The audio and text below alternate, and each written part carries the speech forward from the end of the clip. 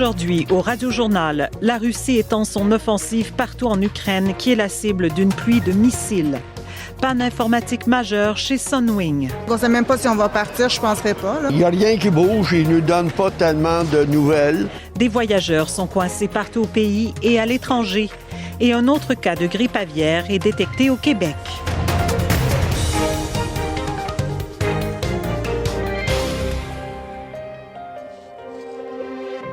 Bonjour, ici Nathalie Papin-Gagnon. Une grande quantité de missiles se sont abattus sur l'Ukraine dans les dernières heures. Des civils sont morts, notamment à Lviv et dans l'est de l'Ukraine. Le président ukrainien Volodymyr Zelensky a d'ailleurs annoncé le début de l'offensive russe dans l'est du pays, où une grande partie de l'armée russe est concentrée. Nous faisons le point avec Vincent Rességuier. Vincent, donc, l'offensive russe prend de l'ampleur dans l'est de l'Ukraine. Voilà, comme en fin de semaine, les bombes pleuvent sur le Donbass et les troupes russes avancent vers l'ouest dans plusieurs secteurs. C'est le cas à Kremina, ville de 18 000 habitants, où l'armée russe serait entrée au cours de la journée avec un énorme dispositif militaire, ce qui a obligé les forces ukrainiennes à reculer. Il y a aussi des bombardements à Rubizhne, pas très loin de là, à Popasna et à Kharkiv, la deuxième ville la plus populeuse du pays. Et dans de nombreuses localités, la vie est maintenant rythmée par les explosions, qui sont en général suivies par des incendies. Et Vincent, depuis le début de la guerre, Mariupol est sous le feu des bombes. Les Russes seraient sur le point d'en prendre possession. Oui, là aussi, les combats se poursuivent et selon plusieurs sources indépendantes, il ne s'agit que d'une question de temps avant que les Russes aient le contrôle total de la ville. Il y aurait quelques poches de résistants ici et là, mais il semble que les forces ukrainiennes soient dans leur dernier retranchement. Et puis en terminant, Nathalie, mentionnons que des bombardements russes ont touché des régions plus à l'ouest dans les 24 dernières heures. C'est le cas dans la région de Kiev, la capitale, avec des frappes ciblées sur des bâtiments militaires et industriels. Et c'est le cas aussi à Lviv, dans l'extrême ouest du pays, où l'armée russe affirme avoir détruit un important dépôt d'armes étrangères. Merci Vincent. Je vous en prie. Pendant ce temps, la solidarité à l'égard de la population ukrainienne continue de s'exprimer chez nous. À Longueuil, un homme d'origine ukrainienne suscite une vague de générosité autour de lui après avoir accueilli des membres de sa famille au Québec. Il a pu bénéficier de l'aide non seulement de ses voisins, mais aussi de son ex-employeur. Élise Allard l'a rencontré. C'était vraiment un choc chez nous. Les premiers jours de l'invasion russe en Ukraine ont créé une onde de choc chez les Kleshov, une famille ukrainienne arrivée au Canada il y a 6 ans. Je vois ma conjointe, ma fille qui pleure. C'était terrible, quoi. Depuis le 24 février, Alexis Kleshov a pu convaincre quelques membres de sa famille de se réfugier au Québec. Sa belle-mère d'abord, puis son père et son frère arrivés vendredi.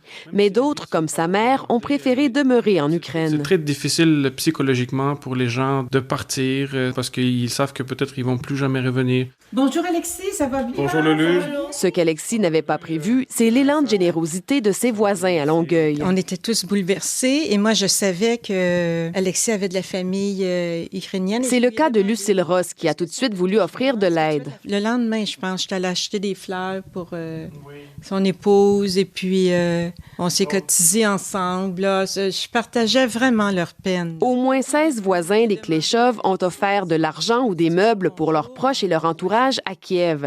L'ancien employeur d'Alexis a même embauché son père qui ne parle ni français ni anglais. Mais pour nous, c'est important parce que premièrement, on est capable d'aider quelqu'un. Yavor Vladev de chez Textrail. Quand tu travailles, c'est sûr, certain que tu vas penser moins à la guerre et tout. Le directeur des ventes, qui parle russe, pourra accueillir le patriarche dans l'entreprise dès la semaine prochaine. Ici Élise Allard, Radio-Canada, Longueuil. Les clients du transporteur aérien Sunwing doivent continuer de s'armer de patience. La quasi-totalité des départs de la compagnie ont été retardés de plusieurs heures, à la fois au Canada et à l'étranger. Une panne du réseau informatique serait en cause. Mathieu Massé est avec nous. Mathieu, est-ce qu'on en sait un peu plus sur ce qui serait à l'origine du problème? Ce serait une panne avec un logiciel responsable de l'enregistrement des passagers. Donc ça découle sur le manifeste de bord, cette liste de passagers. Et selon la loi, ça fait en sorte que sans manifeste, un avion ne peut pas décoller. Et à savoir pourquoi ce logiciel a été en panne toute la journée, même depuis hier, des voyageurs en attente d'un vol à Toronto ont entendu des rumeurs inquiétantes. On a attendu du midi hier jusqu'à 9 h le soir, et puis ils nous ont dit que le système était piraté. Sunwing Worldwide Donc, à savoir si ces rumeurs s'avèrent, ça, la compagnie reste très floue. On parle plutôt d'un problème qu'on tente de résoudre le plus rapidement possible et qu'on reste en contact avec les passagers. Malgré tout, Mathieu, il semble que les choses s'améliorent un peu, mais comment réagissent les passagers qui attendent? Et on est fatigué d'attendre, évidemment. Dans la plupart des cas, les gens sont soit en attente de partir vers le sud ou de revenir du sud vers le Canada.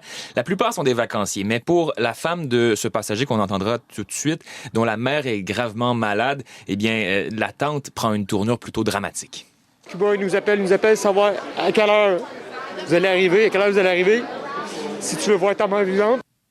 Donc voilà, on a pu parler à quelques passagers cet après-midi. Donc certains sont toujours à leur hôtel en attente d'un transport vers l'aéroport, mais certains ont aussi réussi à avoir leur carte d'embarquement, ce qui veut dire que tranquillement, la panne se résorbe. Merci Mathieu. Avec plaisir. La grippe aviaire touche de plus en plus d'élevages au pays. Au Québec, un 4e cas a été détecté chez un producteur commercial en Estrie. L'Ontario, l'Alberta et la Colombie-Britannique ont également rapporté des cas. Daniel Cadjo fait le point. Le 4e cas de grippe aviaire détecté au Québec met l'industrie de la volaille sous tension. Elle est préoccupante, la situation. Pierre-Luc Leblanc, président des éleveurs de volailles du Québec. On se prépare à une éventualité où une de nos fermes serait touchée. Changement de bottes, de vêtements, désinfection des zones d'entrée, le processus de décontamination est renforcé avant de s'approcher des oiseaux. Actuellement, on demande à nos éleveurs de limiter les visites à la ferme, donc d'aller à l'essentiel seulement. Les sites infectés ont été mis en quarantaine. Des mesures de contrôle de mouvement sont aussi établies par l'Agence canadienne d'inspection des aliments. Les experts sont unanimes pour dire que les risques de transmission de la maladie sont faibles chez l'humain. Sylvain Charlebois, spécialiste de l'industrie agroalimentaire à l'Université d'Alousie. Il n'y a pas de risque pour ce qui est de la consommation humaine, là, il faut le rappeler. Si ce n'est pas la première fois que la grippe aviaire fait son entrée au pays, l'expert en maladies infectieuses virales Carl Gagnon constate que la maladie se propage à une rare rapidité. Il n'y a pas aucun vétérinaire praticien travaille dans le secteur aviaire qui a vu ça présentement. En cause, la migration d'oiseaux sauvages venus d'Europe déjà aux prises avec la maladie, croit-il, le tout accéléré par le réchauffement climatique. Ici Daniel Cadjo, Radio-Canada, Montréal.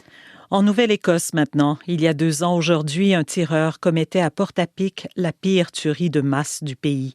Le premier ministre de la province souhaite maintenant que les 18 et 19 avril soient officiellement désignés comme des jours de commémoration. Sarah Derry a plus de détails.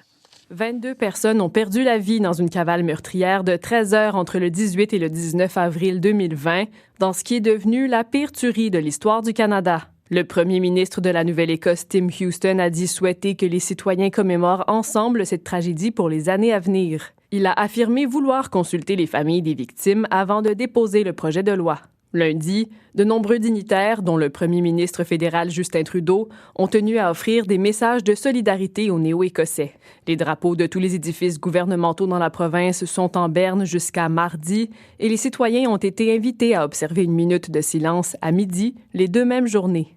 Pendant ce temps, la commission d'enquête qui vise à mettre la lumière sur le drame se poursuit à Halifax et soulève de nombreuses questions sur le travail des policiers dans cette affaire. Un rapport provisoire est attendu d'ici 2 semaines et le rapport final de la commission doit être rendu public en novembre prochain. Ici Sarah Derry, Radio-Canada, Moncton. La Gendarmerie royale du Canada a rouvert près de 250 enquêtes sur des cas d'agression sexuelle à la suite d'un réexamen des dossiers. Une équipe s'est penchée sur 30 000 dossiers qui se sont conclus sans poursuite criminelle entre 2015 et 2017. Elle a noté des manquements qui revenaient à de nombreuses reprises. Dans certains cas, par exemple, les enquêteurs n'ont pas rencontré le suspect ou la victime. La réouverture des dossiers a mené jusqu'à maintenant à 26 accusations criminelles. Et les événements diffusés en direct sur la page Facebook de Justin Trudeau doivent être accessibles en français et en anglais. C'est ce que conclut le commissaire aux langues officielles. Une dizaine de personnes avaient porté plainte à la suite de l'annonce de la nomination de Mary Simon comme gouverneure générale. Elle dénonçait l'absence de services d'interprétation simultanée sur la page Facebook du premier ministre. Le commissaire estime que, dans cette affaire, le bureau du Conseil privé a manqué à ses obligations relativement à la loi sur les langues officielles. Voilà, rappelons que nos radiojournaux sont aussi disponibles sur l'application audio de Radio-Canada. Au nom de toute l'équipe, bonne soirée.